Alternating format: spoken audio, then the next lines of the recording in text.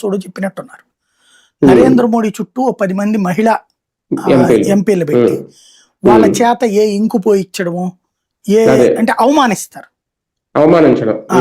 అవమానించేలా చేసి ఫిజికల్ గా దాడి జరగకపోయినా ఇలాంటివి ఏదో చేయాలని కుట్ర అయితే జరిగిందా? అట్లాంటిది చేయడానికి ప్రయత్నిస్తున్న విషయం తెలిసి మీరు రావద్దని చెప్పాడు ఓం బిర్లా. అది జరిగింది అక్కడ. కానీ ఇక్కడ ఒకటి ఆయన అవమానించడం కోసం ఒక కుట్ర పన్ను ఉండొచ్చు. అదే నేపథ్యంలో ఒక దళిత రాష్ట్రపతిని కూడా అవమానించినట్టు అయ్యిందా? అంటే అయ్యి కౌంట్ కాదంటే దళితుడుని కాబట్టేనే అవమానించలేదు.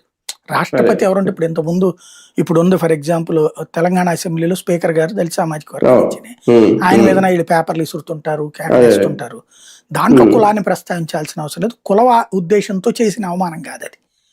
నిరసన నేను తప్పుపట్టను. పేపర్లు చించడం లాంటిది అసహ్యం.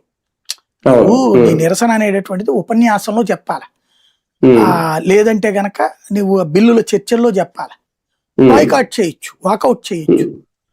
అలా కాకుండా పేపర్లు చించేసడము, బల్లలు ఎక్కడము.